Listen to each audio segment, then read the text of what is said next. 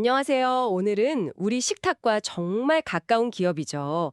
타이슨 푸드, 티커는 TSN인데요. 이 회사에 대해 좀 깊이 파헤쳐볼까 합니다. 아칸소에 본사가 있는 세계 최대 육가공 회사 중 하나잖아요. 소고기, 돼지고기, 닭고기, 우리가 먹는 많은 고기가 이 회사 손을 거치죠. 네, 맞습니다. 우리가 마트에서 그냥 쉽게 고기를 집어들지만 그 뒤에는 사실 동물을 키우고 사료 주고 또 가공하고 이게 보통 복잡한 일이 아니거든요. 자본도 많이 들고요. 노하우도 엄청 필요합니다. 타이슨 푸드가 바로 이런 필수적인 역할을 하는 핵심 플레이어라고 할 수 있죠. 그렇죠. 그런데 이 회사를 보면 좀 재미있는 게 있어요. 핵심 사업이 그 상품, 그러니까 커머디티 성격이 아주 강하다는 점이에요. 이게 뭘 의미하는 걸까요? 왜 중요할까요?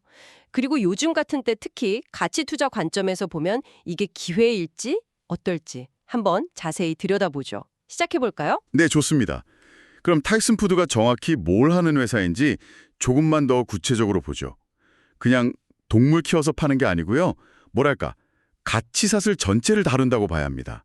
씨앗 개발부터 시작해서 사료 만들고 키우고 도축하고 부위별로 나누고 포장하고 또 유통까지 정말 말 그대로 농장에서 식탁까지 이어지는 이 모든 복잡한 시스템을 관리하는 거예요. 와, 진짜 거대한 시스템이네요. 소, 돼지, 닭 다르고 생산 주기도 다 다를 텐데 이걸 다 운영한다니? 그런데 아까 말씀하신 그 상품이라는 특성 때문에 좀 어렵다고 하셨잖아요. 어떤 어려움이 있는 건가요? 네, 그게 핵심인데요. 가격 결정력이 별로 없다는 거랑 변동성이 크다는 점입니다. 타이슨이 만드는 기본적인 소고기, 돼지고기, 닭고기 있잖아요. 이게 다른 회사 제품이랑 확 차별화되기가 좀 어렵거든요. 물론 타이슨 이름 달고 나오는 것도 있지만 원료가 되는 고기 자체는 사실상 시장 가격 따라가는 상품에 가깝죠. 그래서 원재료, 그러니까 가축이나 사료 가격이 막 올라도요. 이걸 최종 판매가에 바로바로 또 전부 다 반영하기가 쉽지 않아요. 아, 그렇군요. 비용은 오르는데 가격은 마음대로 못 올리니까. 그럼 이익률이 당연히 좀 눌리겠네요. 게다가 수요 예측, 이것도 만만치 않을 것 같아요.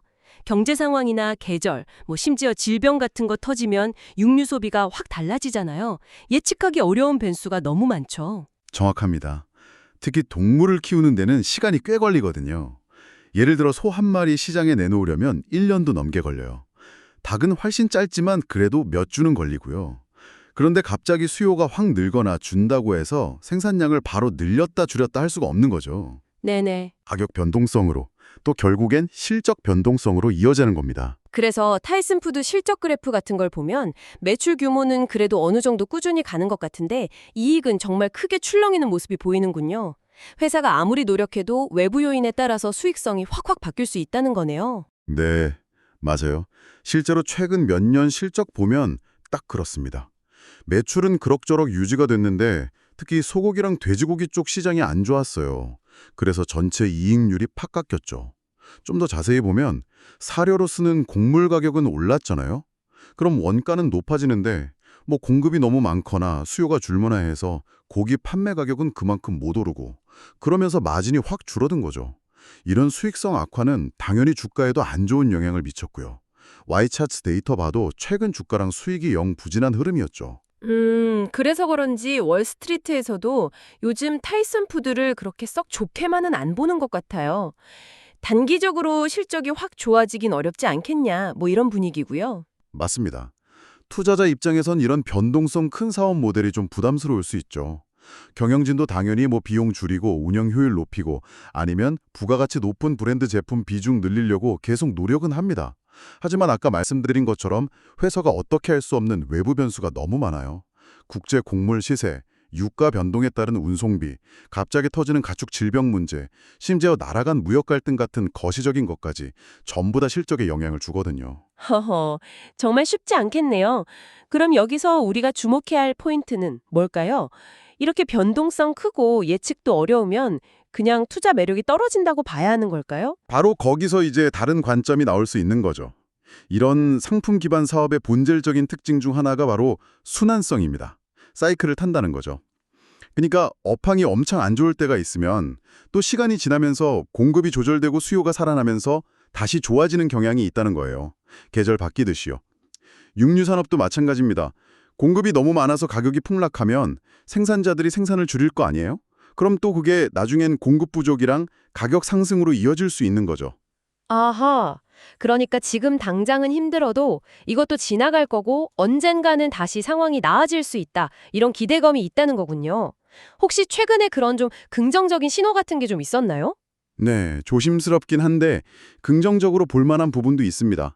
예를 들어서 2025 회계연도를 기준으로 보면요. 초반 9개월 동안은 돼지고기 사업부가 정말 어려웠거든요. 그런데 3분기 실적을 보니까 영업이익 기준으로 작년 같은 기간보다 흑자로 돌아섰어요. 오. 물론 한 분기 실적만 가지고 다 판단하긴 어렵지만 적어도 최악은 지나고 있는 거 아닌가 하는 신호로 볼 여지는 있는 거죠. 다른 사업부들은 아직 좀 더디긴 한데 이런 작은 변화들이 쌓여서 전체적으로 나아질 수 있다는 기대감을 하게 만드는 거죠. 바로 이 지점. 이게 가치 투자자들이 주목하는 부분일 수 있겠네요. 모두가 안 좋다고 할 때, 그러니까 시장 관심에서 멀어지고 주가가 기업 가치보다 좀 싸다고 느껴질 때 오히려 기회를 찾는 그런 관점이요. 실적 변동성이 크다는 건 반대로 보면 주가 변동성도 크다는 거니까 하락했을 때 매력적인 가격에 들어갈 기회가 생길 수도 있고요. 그렇습니다. 실제로 지금 타이슨푸드의 주가 매출 비율, PSR이나 주가 순자산 비율, PBR 같은 지표들을 보면요. 지난 5년 평균보다 낮은 수준에서 거래되고 있어요. 최근 주가가 51달러 선인데 온급 시점 기준 51.41달러 플러스 0.69달러 플러스 1.36%. 이게 과거 주가 수준이나 회사가 가진 자산 가치에 비하면 상대적으로 좀 싸다, 저평가되어 있다 이렇게 볼 여지가 있는 거죠. 시장은 단기적인 실적 악화에 막 집중하고 있지만 좀 길게 보면 이 회사가 가진 자산 가치나 또 필수 소비재 작업에서의 위치를 고려해야 한다는 겁니다. 물론 이런 투자는 인내심이 엄청 필요하겠네요. 상품 경기가 언제 확 회복될지 딱 맞추기는 어려우니까요. 안정적인 성장을 좋아하는 투자자라면 좀 망설여질 수도 있겠어요. 당연하죠.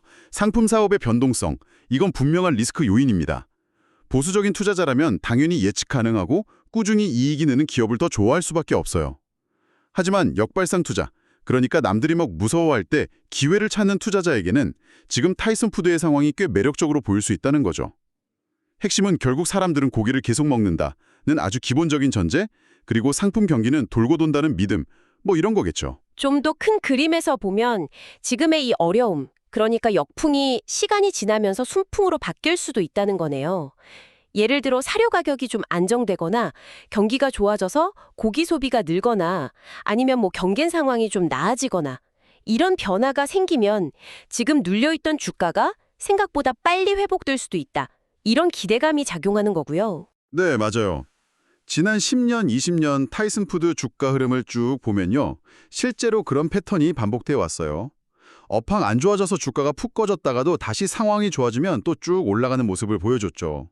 물론 과거 패턴이 미래를 보정하는 건 아니지만 이런 순환적인 특성을 이해하는 건 투자 판단에 꽤 중요한 참고 자료가 될 수 있습니다. 지금이 바로 그 사이클의 저점 근처일 수 있다. 이런 분석이 가능한 거죠. 그렇다면 이 모든 분석이 여러분께 시사하는 바는 뭘까요? 타이슨푸드는 지금 수익성 악화라는 분명한 어려움을 겪고 있습니다. 하지만 동시에 우리 식탁에 꼭 필요한 먹거리를 공급하는 세계적인 리더 기업이죠. 그리고 그 핵심 사업은 본질적으로 이렇게 사이클을 타는 특성이 있고요. 따라서 현재 시장의 좀 비관적인 분위기, 그리고 상대적으로 낮은 주가 수준이 어쩌면 장기적인 관점을 가진 투자자 여러분에게는 매력적인 진입 기회를 줄 수도 있겠다. 이런 결론에 이를 수 있겠습니다. 물론 모든 투자에는 위험이 따르지만요. 이런 분석적 접근이 가능하다는 점을 염두에 두시면 좋겠습니다. 맞습니다. 특히 타이슨푸드처럼 필수 소비재를 다루면서도 상품 사업 성격이 강한 기업에 투자하실 때는요. 단기적인 분기 실적 발표나 시장의 이런저런 소음에 너무 흔들리지 마시고 그보다는 산업의 큰 흐름, 그리고 이 기업이 가진 본질적인 경쟁력, 또 자산 가치, 이런 것들을 좀 냉정하게 평가하는 장기적인 안목과 인내심, 이게 무엇보다 중요할 것 같습니다. 오늘은 타이슨푸드라는 육가공 거대 기업을 통해서 상품 사업의 순환성, 그리고 가치 투자의 기회에 대해 깊이 있는 이야기를 나눠봤습니다. 단기적인 어려움 속에서도 장기적인 가치를 찾으려는 노력이 중요하다는 걸 다시 한번 생각해 보게 되네요. 네, 여기서 마지막으로 여러분께 한 가지 더 생각해 볼 질문을 던지고 싶습니다. 오늘 저희가 주로 다룬 건 사업의 순환성이나 재무적인 측면이었잖아요. 그런데 정말 장기적인 관점에서 봤을 때 요즘 점점 더 중요해지는 이 기후변화 문제난 동물 복지, 또 지속 가능성에 대한 사회적인 요구들, 이런 것들이 타이슨 푸드 같은 전통적인 대규모 육가공 기업의 미래 가치 평가에 과연 어떤 영향을 미치게 될까요? 예를 들어서 탄소 배출 규제가 더 강해질 가능성이라든지 아니면 식물성 대체육 시장이 엄청 빠르게 크고 있는데 이게 이 회사의 장기적인 성장이나 수익성에 어떤 변수가 될지, 이 부분은 오늘 저희가 나눈 이야기 외에 여러분께서 앞으로 꾸준히 한번 고민하고 탐색해 보실 만한 굉장히 중요한 지점이라고